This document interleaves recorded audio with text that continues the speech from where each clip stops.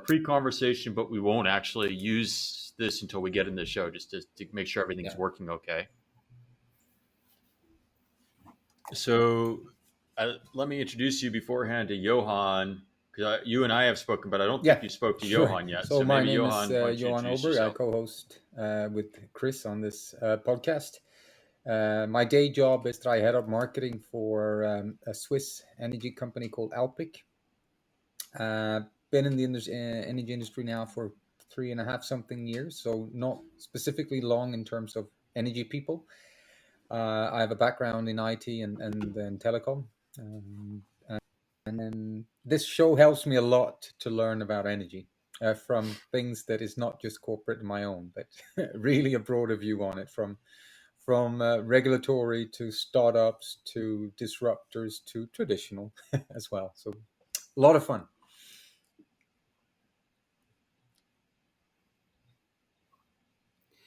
Yeah, I must confirm you got very good guys on the show. I have listened into probably 4 or 5 of them, really insightful conversations, and I very much like the easy, direct approach to this complex matter. So good job until now. Cool. We can always flub it this time.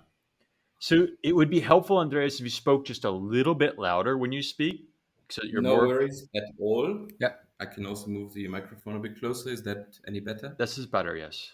Yeah. Okay. Good.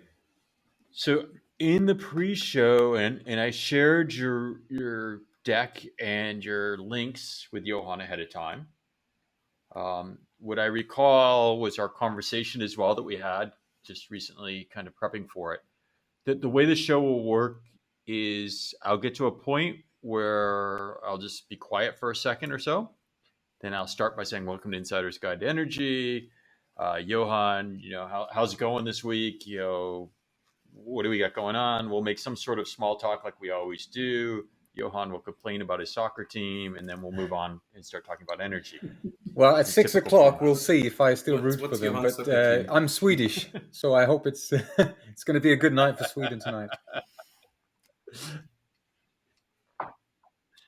That's all fine. Then I shouldn't say that I was betting on Ukraine, but you like being the underdog. That's actually even better if you do. So the more conversation that's natural, the better it is. So we'll go ahead and do that. I don't have a specific agenda like we talked about. I looked at your notes. I think Johan made some notes of things to talk about. It really should just be a conversation and see where it goes. Yeah.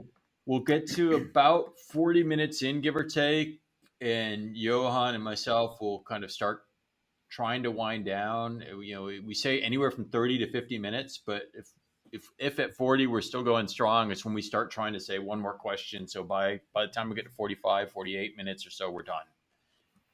That's kind of the plan. And then what will happen after release is Declan, who's the producer, who's working his day job at the moment, so he's not here.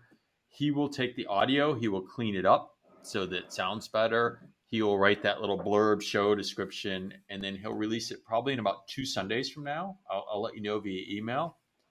The best listeners, the greatest numbers we get tends when our guests do probably the first post. So on that Monday morning we release it.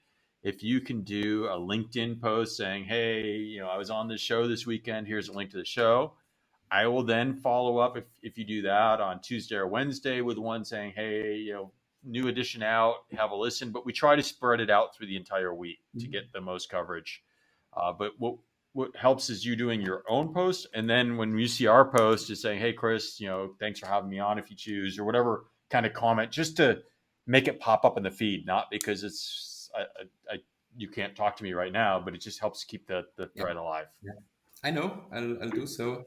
I can also make use of a few other accounts. We have companies and friends. So yeah, as much as that as we can do, the better it does. We get Marcus to do one, and all the support we get, that really drives, and we can see by hundreds of downloads difference if a guest does that or not. So. All right. The last question I have. So, Andreas, your last name is pronounced Pointvogl? Well, that's good enough. I've heard weirder things. In Bavaria, where the name is coming from, you pronounce it Pointvogl. Pointvogl. but Okay. Pointvogl, but you were pretty close. I'll do the best I can. I am No worries at absolutely all. horrible at names. So I will try. So let me go ahead and just be quiet. We'll kick the show off. Once we start, we try just to run all the way through until we're done. One question: should I mute myself in between? No. It's not a good idea because it puts unnatural pauses. So one of the reasons for the video is we make eye contact. If you see me pointing, a lot of times I'm actually pointing at Johan so that we don't keep talking to each other. So if you see me point, because I'm pointing at the screen at him, he doesn't know it. I'm pointing at Johan when I point, meaning you go ahead and talk so that we don't talk over each other. So if you see that, I'm not talking to you. Good. But No yeah, hard feelings we'll on do my that. side. And then the video, hopefully we'll have a YouTube section that we're starting up. So you'll have it as there as well for our subscribers. All right, ready? All clear? Ready, Johan? Hello, and welcome to another edition of Insider's Guide to Energy. I'm your host, Chris Sass, with co-host Johan Well, it's Oberg. another week. Johan, what's coming happening? into the summer? The school breaks have started, so we're planning everything now coming up to the holidays. But of course, we're still in the middle of the Euros.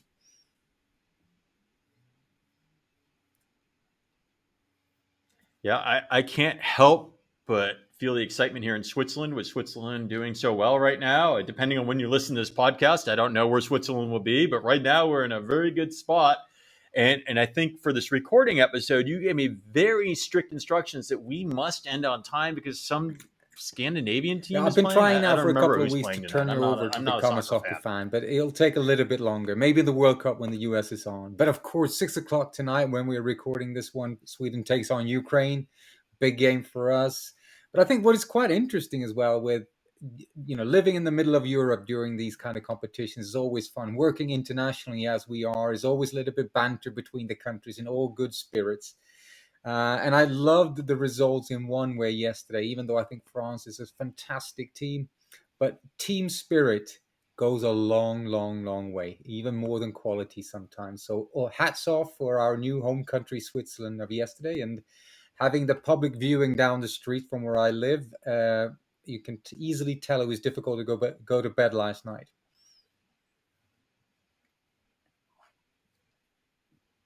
Yeah, and I have to admit, living here in Europe now, I have been sucked in. That it's really hard. I don't think there's a single one of my colleagues or friends that aren't paying attention to what's happening right now in football. So it's a little bit of fun on my part, but it's exciting.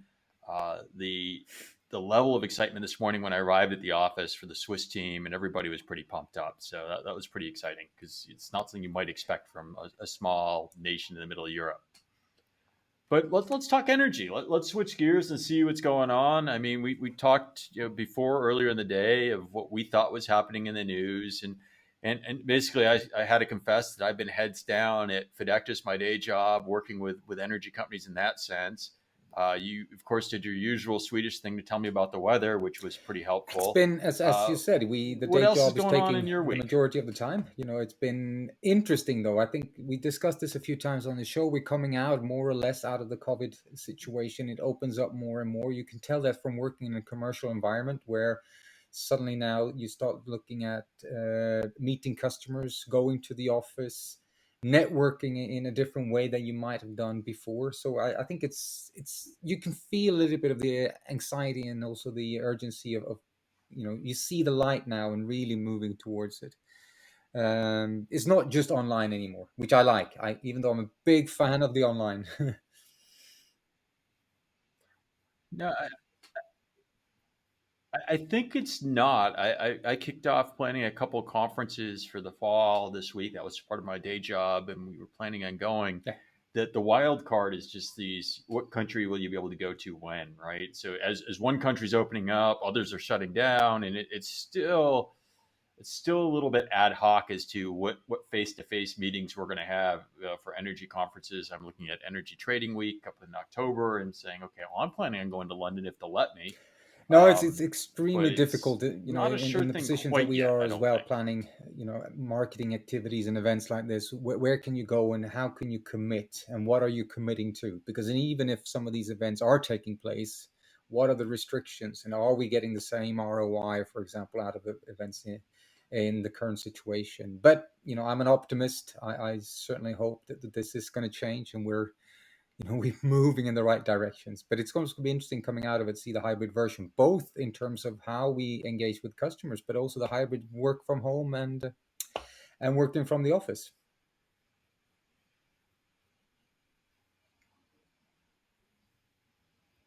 So let's switch gears a little bit. Let's talk about today's show. We've got a guest. I did a little bit of a conversation with him prior to coming on the show. And for me, so much of energy comes down to a couple of things. There's almost always a geopolitical bent. There's some sort of politics. There's regulation.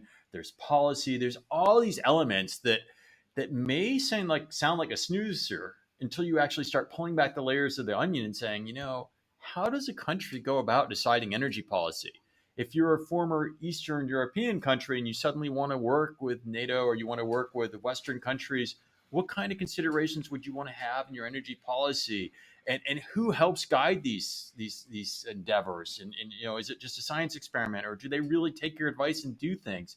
And so I was really excited when we started talking to our guest, No, I because I agree. And I think he think one of plays the in things this that we've realm. also talked, and a little bit of how we set up the show, is in the transformation in the energy industry. And I think, we are talking about a digital energy world more and more. We're talking about a decentralized world. We're talking about a decarbonized world. But you throw in politics, you throw in countries into this one, then how do you navigate this? This is what I'm really curious to understand a little bit more. We can understand the technology, we can understand the business rationale, but as we all know, there are more to it, and especially from a political point of view. Yeah, I mean, from the political point of view, I think, and the guest and I briefly talked about this in the past, is if you look at even like World Bank type functionality, and it's not just the countries, it's policy through funding and building projects and all kinds of really interesting things that when you get down and really look at it. So I'm hoping we cover some of these things in today's conversation. But perhaps I should just I introduce our think that's a guest and good let idea. him speak for himself rather than you and I speculating on what we can come up with. So I'd like to welcome to the show today is Andreas Pointvogl. Andreas is a managing partner of Omnia. Andreas, welcome to the show. Colleagues, thanks for having me. It's a true pleasure being on this show. And yeah, I'm looking forward to having this chat with you. So Omnia is what?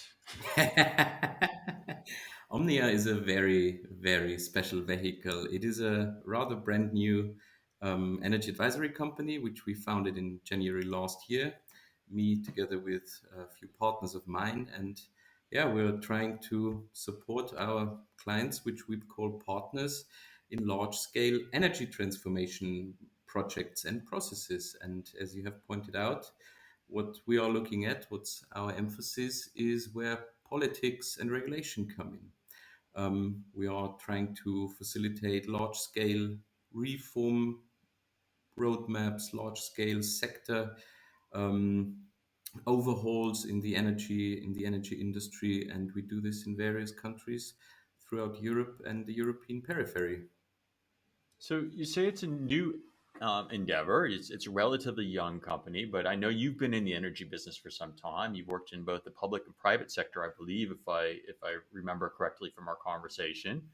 So tell us maybe a little bit about you and why suddenly now there's a need for this endeavor. Yeah, maybe I go back to what's my academic background. I'm a political economist who always tried to understand what holds the world together. And you know that this is not such an easy thing to understand. And it is, first of all, not one dimensional. Yeah, it has many things, and you need to understand various dimensions. And this is combined with my very early interest in the energy sector. What brought me here? I was always trying and striving to actually understand what makes things function or things fail, what keeps the economy develop, and yeah, what makes the entire energy sector function as a whole. Yeah, and this is where we are today. I have had fantastic opportunities, and this is not because I have chosen it myself, but more because my academic and professional career brought me into these positions. I had the opportunity to dive into the electricity industry. I was working in public bodies, I was working in regulators. And in the end, I said, this is now the time to take this private. And yeah, people still like to work with us, and we're trying to give it a new spin wherever we can. So what kind of projects are you working on right now? What are you able to share with us, or where can we go? Because I know when we talked before, you mentioned all kinds of interesting projects. You've showed some past ones to me and kind of prep for the show. So what are you working on? What I can tell you is that we work with international financial institutions. These are development organizations, development banks. We work with international organizations like the OECD, the Energy Community, the European Commission, and we also work with governments. We work directly with ministries to basically help them to reform the energy sectors.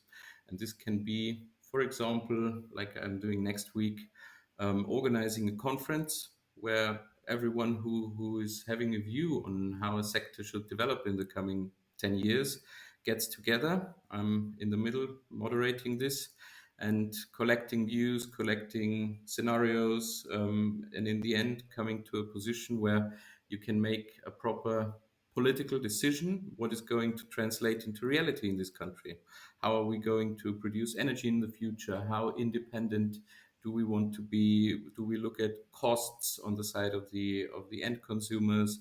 Do we look at sustainability? And getting the right mix and the trade-offs right is our job very often in the projects that we are supporting. And it is not that easy to say there is the single project. Yeah, we're working a lot on cross-border cooperation. We're trying to help non-EU countries to harmonize in the legal and regulatory framework with the European standards. We're trying to facilitate international cooperation.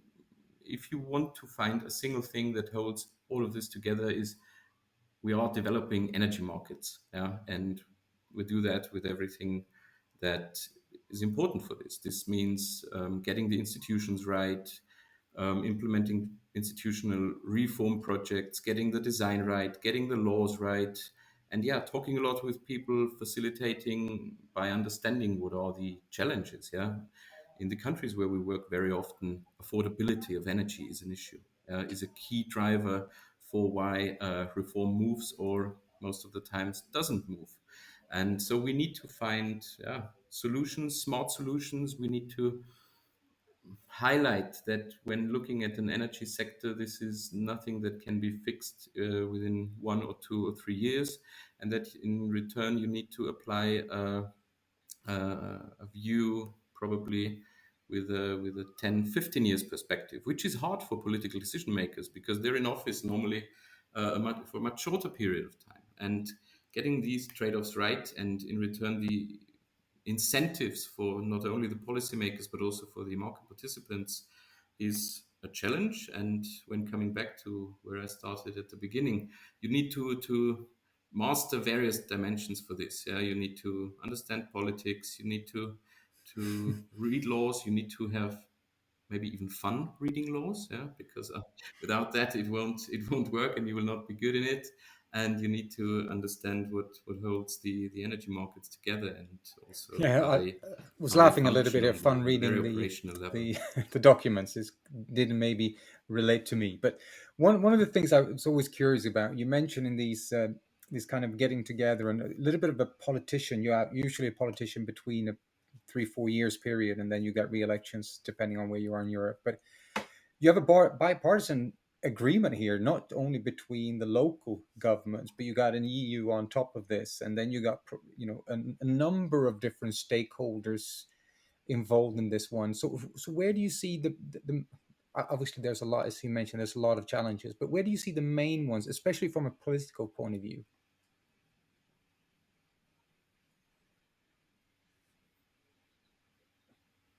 That's a difficult one to answer. Where I'm entirely with you is that if you want to do this right, you need to do this in a very transparent and inclusive manner. Yeah? But transparency and inclusiveness come with a lot of work. Yeah?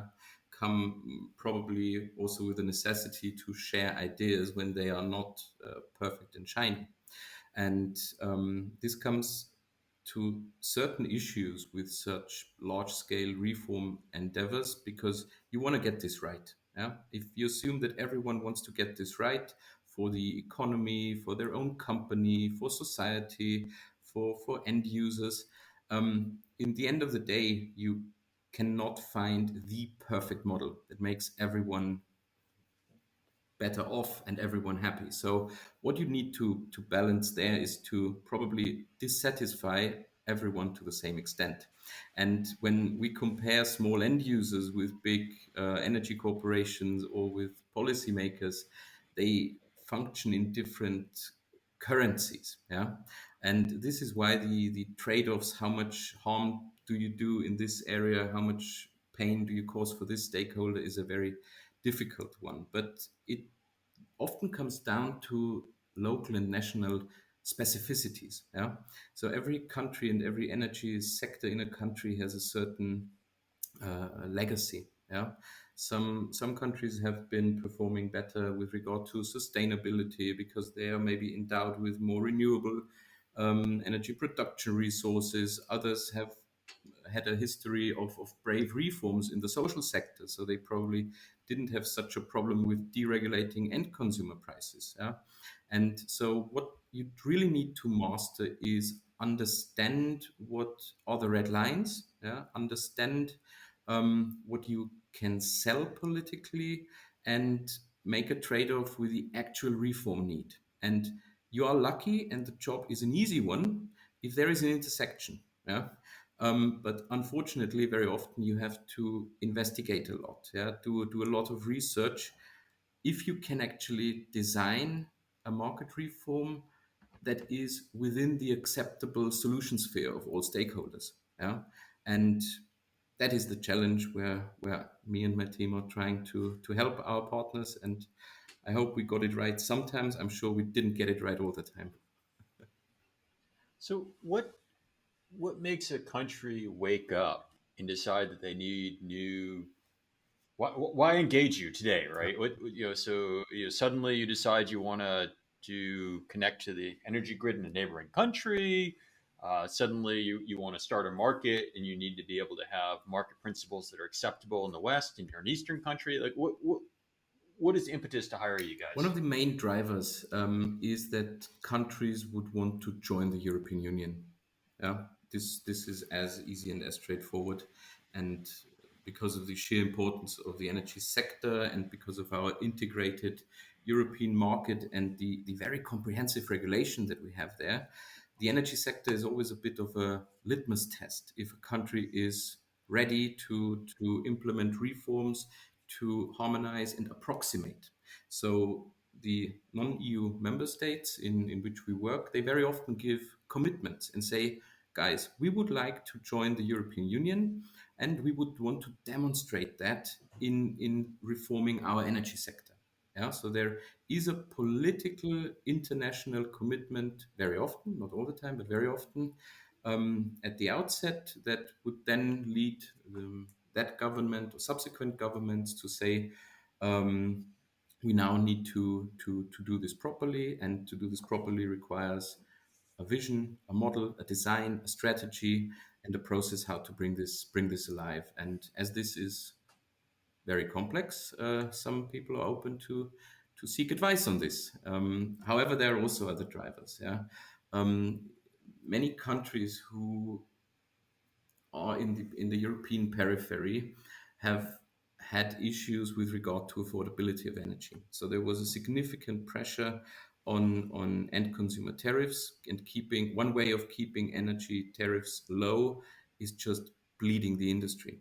Yeah, is under investing, is saving money wherever you can, but you can only do this for a certain period of time, and you will come to a point when you realize this doesn't work like that anymore, and we need to do something.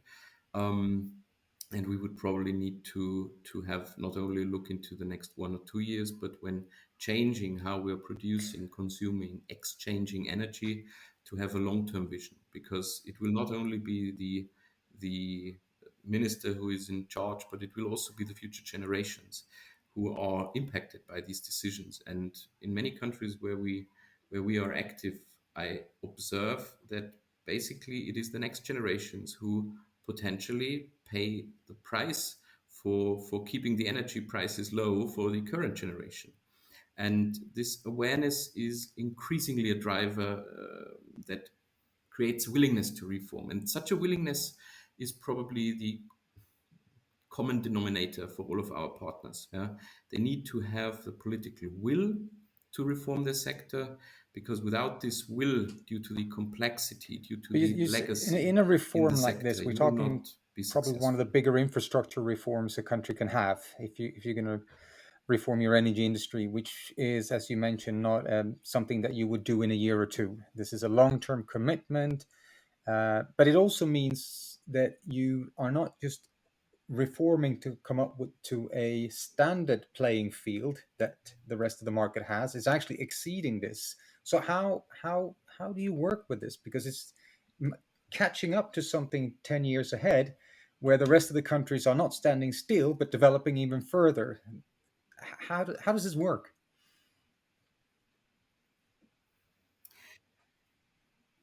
Yeah, that's a fantastic observation, and I can fully sign up to that. What is the solution is to avoid mistakes that were made by supposedly more developed countries. Yeah, to look what are these steps that we can possibly jump.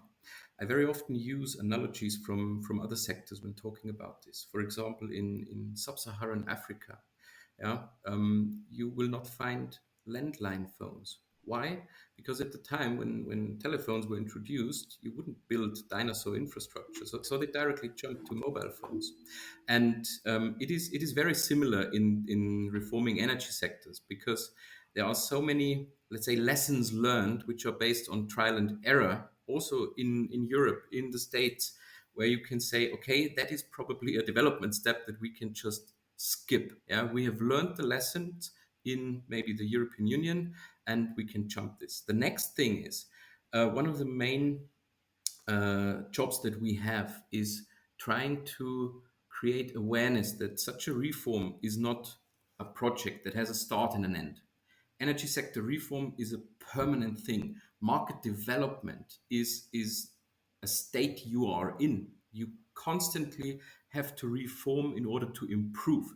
And it is much more important to get into such a modus operandi where you say, okay, now I'm ready to reshape this, and I'm actually mobilizing my entire industry, my regulator, my market participants to get ready for a common journey, yeah, not only into something new, but into something which is constantly changing. Because most of the countries where we are active, you have a sector and a market structure which is basically frozen for decades. And this is a paradigm change that is very But that common would in also many of call our for a partner lot of countries. investments in order to keep up with, for example, Central Europe. So Europe. If you take a market like Germany, where they're not standing still in terms of their reform and their transformation. So that means that you have a lot of catching up in order to do. And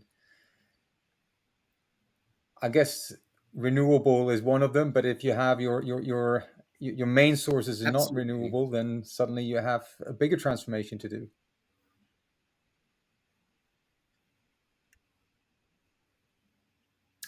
Absolutely. And the need for transformation goes far beyond the sheer generation capacity. For example, generation of electricity. It stretches to how corporate governance functions, how companies are structured. Very often you see um, state-owned companies who are operating the markets, or maybe still incumbent players who are state-owned and dominating the markets, which are very often operated not in a form of a company, but in a form of a state agency. Um, what you need to invest in is hardware. Yeah, that's clear.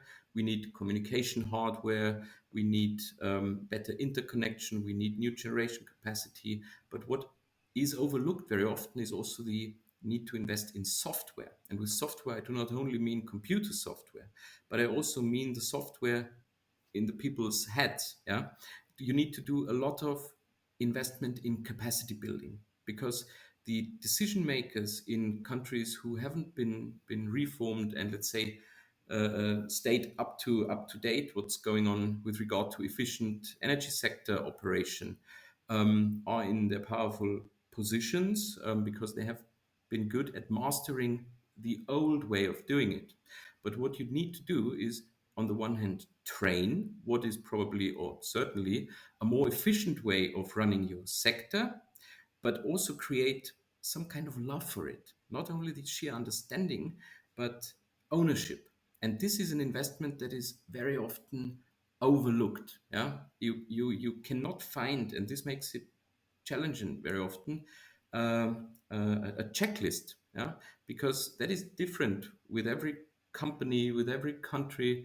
Do you need to talk only with experts, only with the CEOs, or with middle management, or with all of them? Yeah, how comprehensive is the need to build capacity um, in the stakeholders that are actually then supposed to implement those reforms? So yes, I fully agree. A big investment need is always there. On the financial side, this is also part of the reason why we work with international financial organizations, because these things are brought to the countries very often in conjunction. So that you help both with financing new infrastructure and reforming the sector on the softer side. But as I said, also in more human capacity. So who actually brings you in? Because typically in consulting, like the joke goes, is you pay a consultant to tell you what you already know, right? That's typically what we joke about consultants. So you're talking about performing kind of mediation between different groups, and trying to have all the stakeholders represented. But at the end of the day, who's your boss and who are you accountable to? That's a very good question, and that very often depends. And this is why what we have learned, what is needed to do this job really good, is to move a bit away from a classic client service provider relationship. Yeah, because in the end, and here I can dig out a few of the countries where we are active.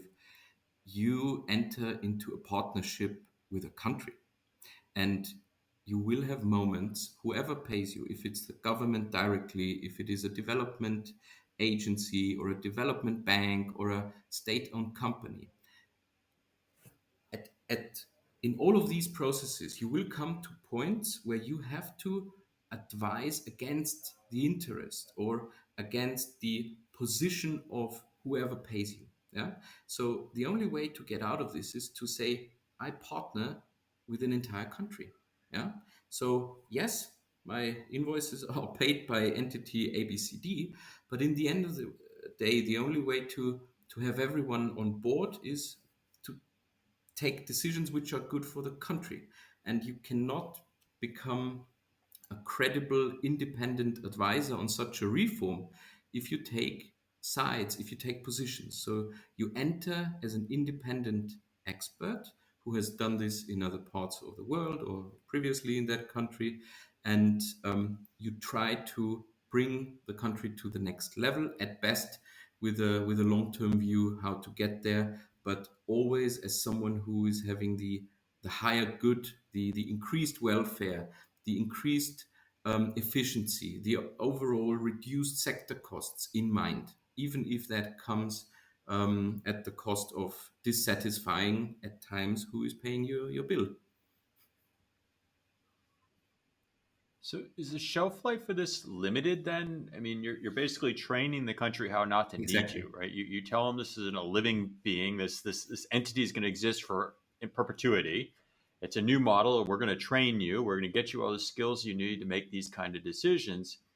So are you trying to work yourself out of a job? So within 3 to 5 years, are they self sufficient, or is it the next project? To What's the some story extent, there? we already observe this. So this observation is true, but the good news is two things. First of all, it's extremely satisfying if you see that you're not needed anymore because you've done a good job in the past. And this is the largest part, the reason why we are doing that. Um, the other thing, the other good news is these reforms, they take such a long time. Yeah? I do not know how long it took you to master your day jobs. Yeah? For me, it took me quite some time. And because of these longitude in these sector reforms, there is always a need. At the beginning, we're advising more on basic stuff. And at the end, we're really going into very demanding, highly technical matters in terms of market operation, grid operation, the very nitty gritty details.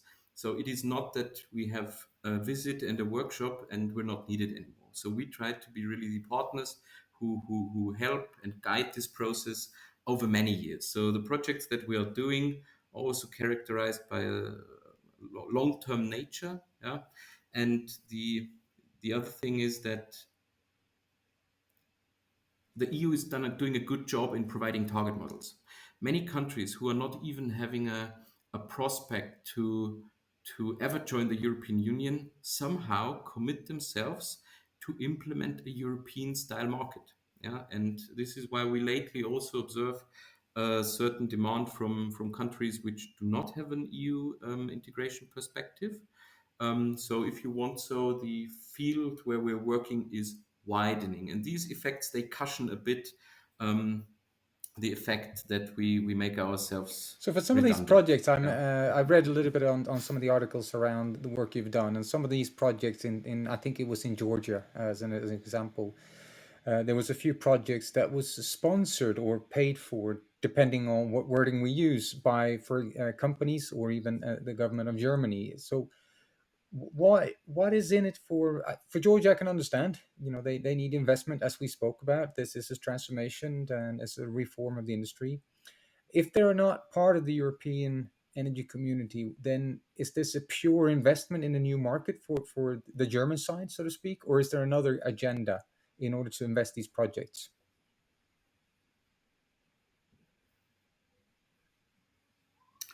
No, this is not the only motive. And your question comes down to the very fundamental reasons why having development cooperation.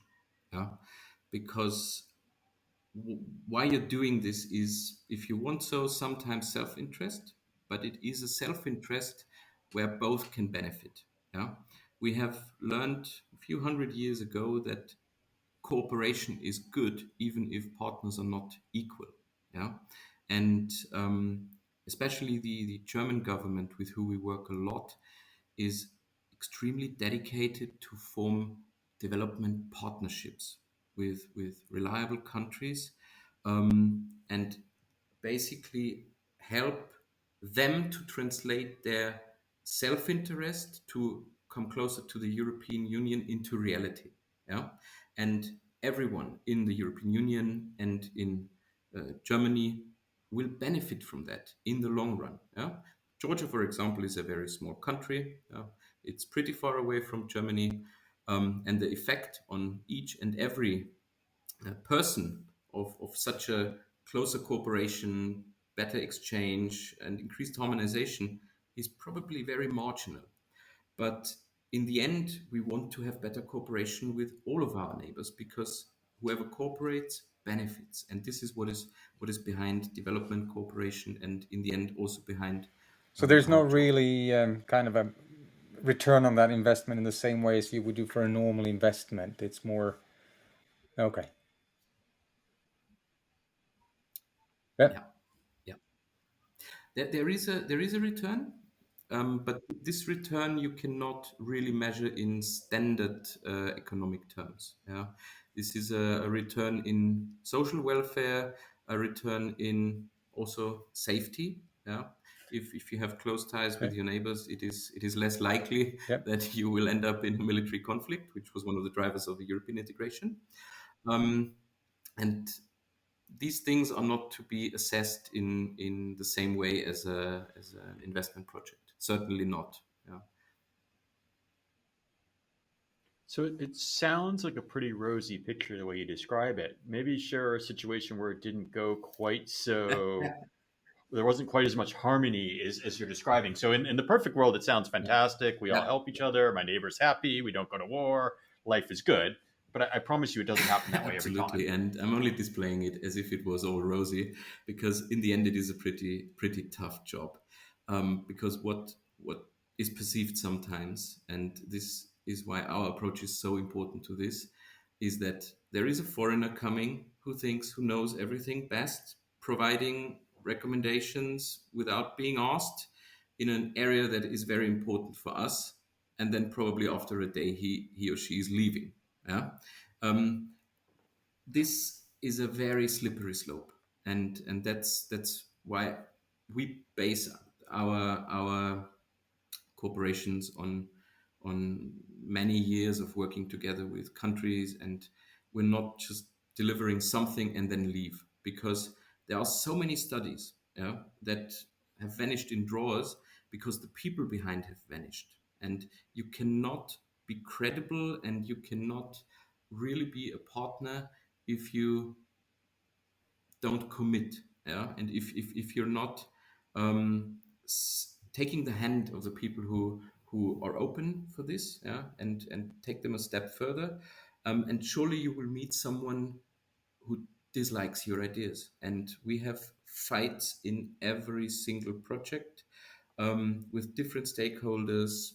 Why? Because we touch up on their interests and we touch upon the way how they have been doing their day jobs. Yeah. So we do face a lot of opposition, and in the end, I do think you can only do this in a good manner if you upgrade the partnership to permanent commitment. Yeah. So those countries where we are active, I'm privately visiting for many years. I have friends in all those countries, and I need to be able to come back again. Yeah. So I cannot just recommend something in which I don't believe, which makes it a bit harder probably at the beginning, but in the end you come to trust that you get as a reward. And this is the only way to bridge between the rosy idea of development cooperation and the super challenging thing that you touch upon the core interests of everyone with who you're working. Yeah? So you just need to become a stakeholder in this. Yeah? People need to say, ah, yeah, this guy is coming to our country for many years, recommending us things that we don't like, but he's coming. And what he said probably a few years ago is now either implemented or the new paradigm. And But I imagine you're also courted by our listeners or our guests, right? So if you look at a majority of our listeners in Europe, they would be your neighbors and folks that you would talk to that perhaps would see opportunity, whether they're a supplier selling energy, whether they have technology they want to export or whatever. So how does that relationship work for you? So I met you through a mutual friend of ours in the industry. So obviously you've got relationships throughout the energy industry.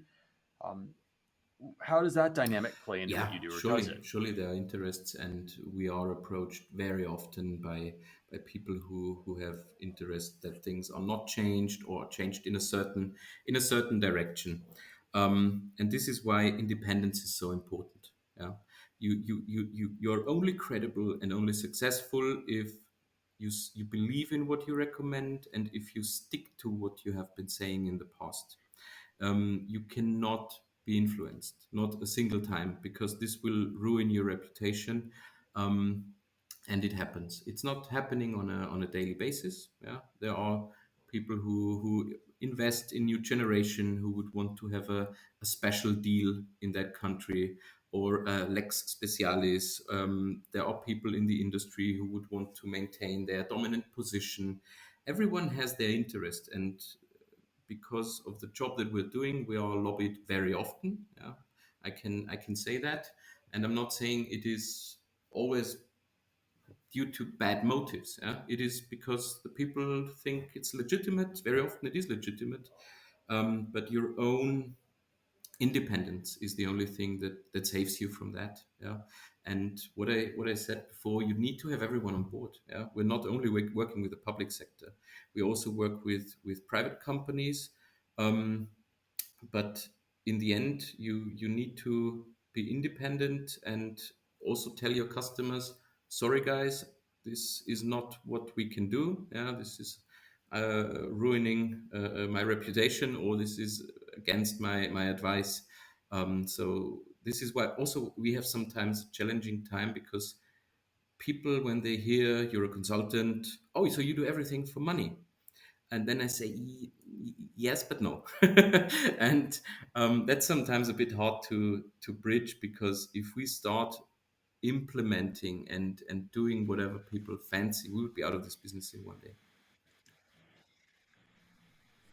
Yeah, but sometimes you're pragmatic, right? So you talked about needing skills in a particularly developing nation or area, and partnerships and other things can help make your mutual goal, right? So I'd expect that you leverage relationships and experience from the European Yeah. Union or from countries that you work in No, as it well. is Is that not absolutely true? true. Or? And very often you have to take decisions and make trade-offs. And yes, we make many mistakes too. Yeah, we're not having perfect information. We don't know all the local specificities.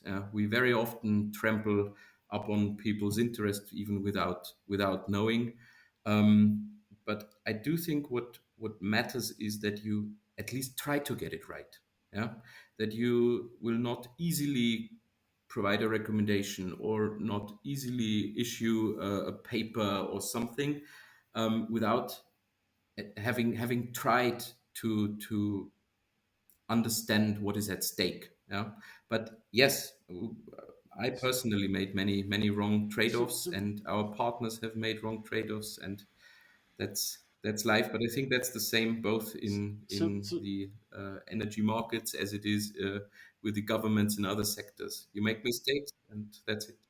yeah, I agree with that. But maybe we should change gears just a little bit, because we talked about in the beginning of the show we're going to talk about regulation, and we've been really high and abstract. And we don't have all that much longer.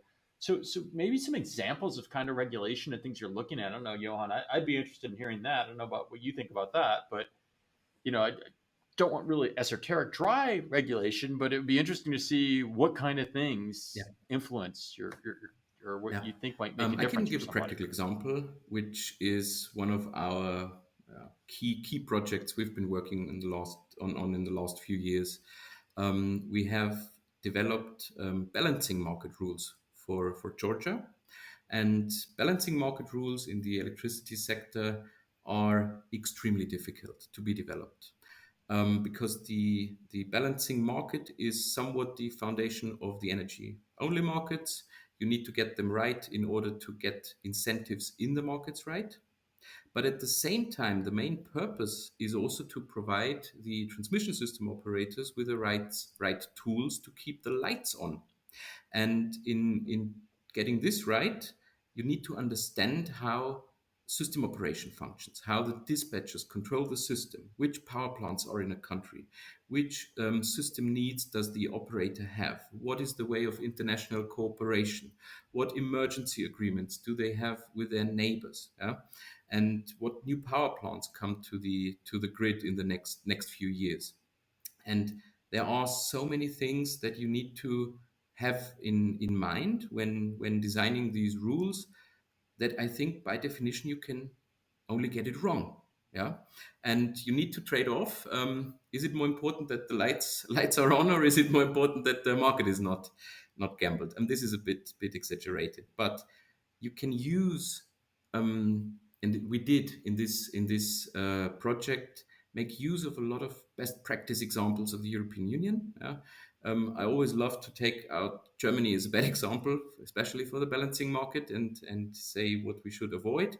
But in the end, you cannot copy paste, not even these secondary acts. Yeah, Georgia has a fantastic primary law, which is to the largest extent fully in line with European best practice standards. And in accordance with this primary law, we had to draft a secondary law. Yeah, and it is impossible that you say, fine, it's the same foundation, the same principles, it's also electricity, we have the same physical laws that apply. But no, you cannot copy paste. You need to develop this from scratch, while at the same time not overdoing it too far away from the European targets. And this was extremely challenging yet insightful.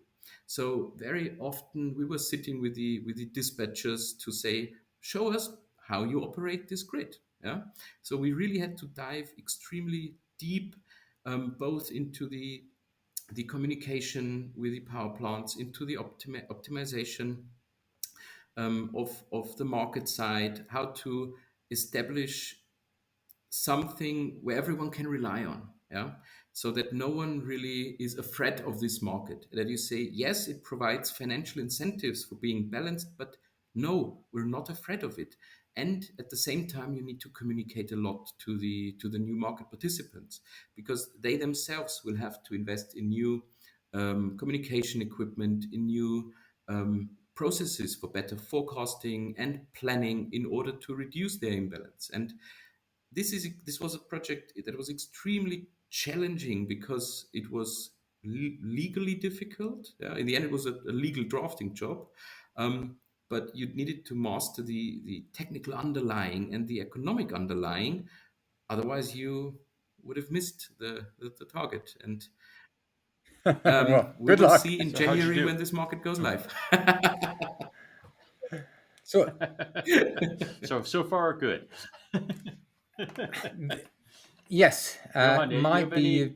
As we're getting slightly towards difficult. I time, don't know any how to final form it, but I'm questions very you're thinking curious. of? I've always worked in a very commercial environment where goals and targets are very, very clear. You know, if you're working in sales on the Friday or at the end of the month or end of the year, what you have delivered and what you should have delivered. But working in projects like your own, that, as you describe, are extremely long, there's a number of stakeholders, etc.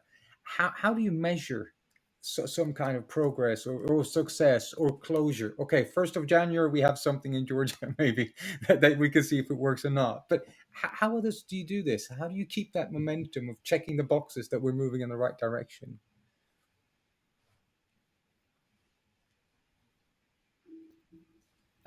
You'd be very surprised because there is a lot of similarity. Yeah?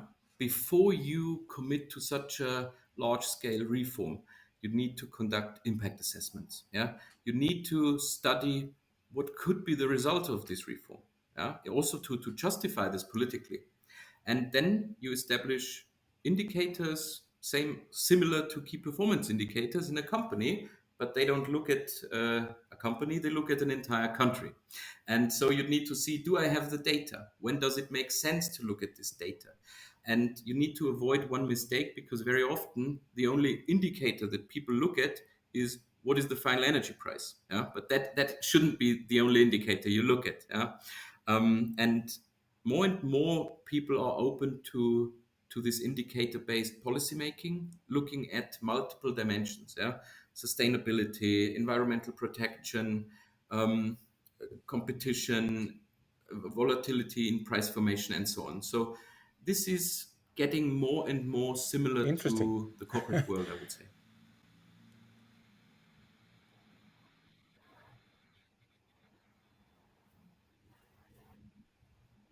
Well, I've enjoyed the conversation. I think that you you're pointing There is a up. What are you pointing thunderstorm up going at? on the building house. I don't know if you can hear that, but it's pretty Ah, loud. okay. Yeah, no worries. In Switzerland, we've been having those every afternoon, Yeah, and they've been fairly severe. So I can't hear it. But last night I was on a call, and all I could hear was the hail. But what I think of the conversation, which I found interesting, is it's the things I open the show with. I like to hear what countries are doing. I find it interesting on the kind of political bent that you describe that folks like Germany or World Bank and things like that are funding countries that they know darn well aren't likely to join the EU, but yet these countries seem to have the markets, and even your nomenclature implies markets in more of a capitalist approach from former Eastern Bloc type countries. That I found fairly interesting, and then I guess the most interesting to me is when we started getting the specifics of your regulation of the balancing of the market and what you had to do it. Because at a high level, it's conceptually very easy to understand that, hey, here's a guy that knows energy or a team that comes in and knows energy, and they're going to help you define policy and they're going to study a few things and tell you what to do. But where the rubber met the road for me was the example of the market balancing in Georgia, saying, okay, well, look, we've been working on this multi-year project. We're trying to understand the complexity of it, and here's some suggestions that we help them do, and it's going to go live in the near future. So we actually have a litmus test to see how well we did, and if we screwed up, we should have all the data points from your decision tree on the way there to make adjustments, I would assume. But to me, that was great. I loved it. So any final thoughts that you want to share with our audience? I mean, that was my takeaway. To regulation, because Andreas? I do think now we reached a time in the energy sector where it's not driven only by engineers and economists anymore.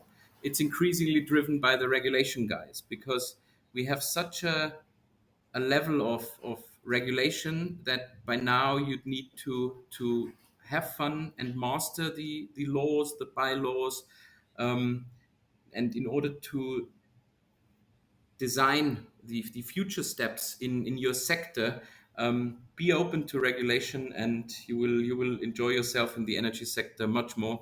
I'm quite sure.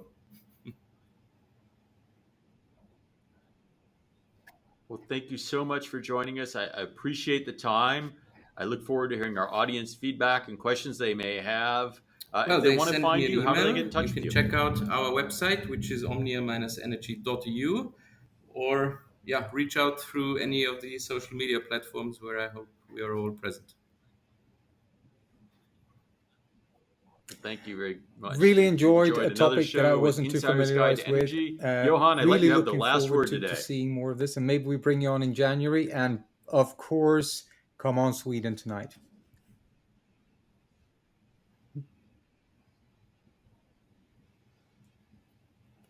Cool.